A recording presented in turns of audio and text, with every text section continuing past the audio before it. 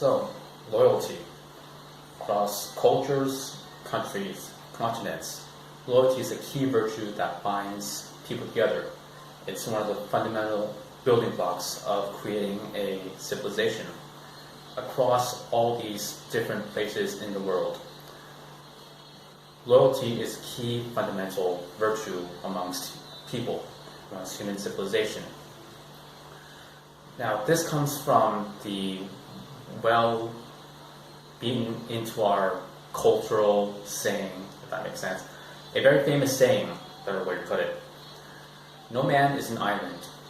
Everything we have around us, it came from us helping one another, doing things that not one person can do by themselves, by coming together as a team, a community, a country, maybe even a continent, as a culture, to build something that is bigger than ourselves that can be passed on to later generations. Now, this is one of the key separators that separates us from the rest of the animal kingdom. Now, whether we're animals or not is not the topic of this conversation. The topic is loyalty. Loyalty is what allows us to set aside our differences, trust one another, and actually come together and work on these things for a greater good, more than just ourselves. We need loyalty so that we can comfortably rely on one another to get these things done. Now, that makes loyalty very important in creating all that we have today, by people coming together like a machine. I think a very good example of this would be Henry Ford's Model T. So Henry Ford's Model T was built in a factory system, which is, at the time, more than 100 years ago, I believe, one of its kind, building this very affordable car.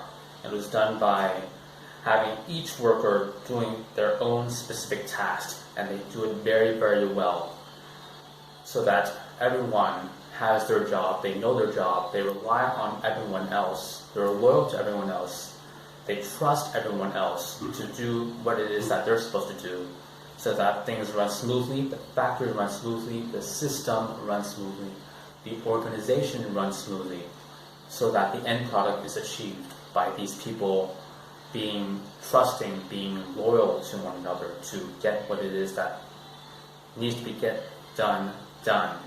Each person has their own part. This is a small little, lack of better words, small little example of the greater civilization. We each have our own specializations. Someone is a lawyer, this other person is a repairman, this other person is an engineer, this person is a doctor, this one's a cook, etc. This one's a taxi driver. We all have our own jobs.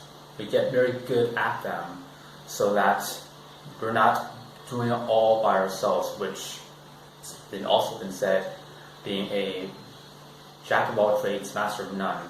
If you specialize in one thing, you can do it very good, and other people doing it very good. When you come together, you can exchange your value. As a byproduct of everyone specializing in their own field of work, we become interdependent on one another. We need one another. And when we need other people, we need to be able to trust them. We need to be willing to commit to that relationship. We commit to this relationship, whether it be in a relationship with another person, or in a career, or a business. We need to be loyal to that other person, and we need to trust that that other person is going to be loyal to us for it to work, so that we can continue being linked to other people to advance a bigger objective that we ourselves cannot achieve on our own. So that's the key fundamental of loyalty. Loyalty helps us be trusting to others so that we can be comfortably reliant on others, so that we can focus on what we need to get done. They focus on what they need to get done, and the things that we do differently, they are different, but they complement one another, and they are all pieces of a puzzle that work towards something bigger. There's a problem with loyalty, though. This is all well and good when the machine, so to say, is working smoothly and everything is going as they are supposed to be going. when things start breaking down, and you continue being linked to these other people, well, if this one piece is rotten, well, it's going to have an effect on you and how you're getting your job done. Now, sometimes these rotting parts, they can be fixed on their own. They can be repaired. But sometimes they cannot. Sometimes these links that are no longer working or no longer serving their purpose, they cannot be turned back to when they were originally built, their intended purpose. They have outlived their useful purpose. And that is the danger of loyalty. Loyalty, yes, it links us to other people so that we can get our jobs done, other people get their jobs done, and we go forward together. But when that goal is no longer being moved forward, when the previous agreed upon contract, a social contract, where all parties agree on a set of terms of you do this, I do that, when that is no longer agreed upon, when that social contract is broken, that is when loyalty binds us to something that is invalid. And at the same time, when we're moving in this relationship, we become quite committed to these other people, as it's only natural. We are reliant and interdependent on all these other moving pieces to move a greater objective forward. And when that is no longer being moved forward, we're left standing idle, still perhaps doing our job, yet we're unable to move that objective forward, which was the main goal in the first place. Loyalty was a means to an end, to get everyone to somewhere, some goal, some objective. When that is no longer being met, well, a byproduct of that loyalty is we become complacent in that relationship. We think to ourselves, all right, this person here has always been doing this for me, and I've been doing this for them, so we're just going to assume that it's going to be kept going that way. So we don't, again, looking towards other avenues where there can be other ways to get these things done. And this loyalty towards this other person, it binds us to one way of doing things. It becomes a defined actuality of one way of doing things, but also makes us lazy because we're not looking towards other avenues of maybe we can do things better. So loyalty, it can be said, loyalty breeds laziness.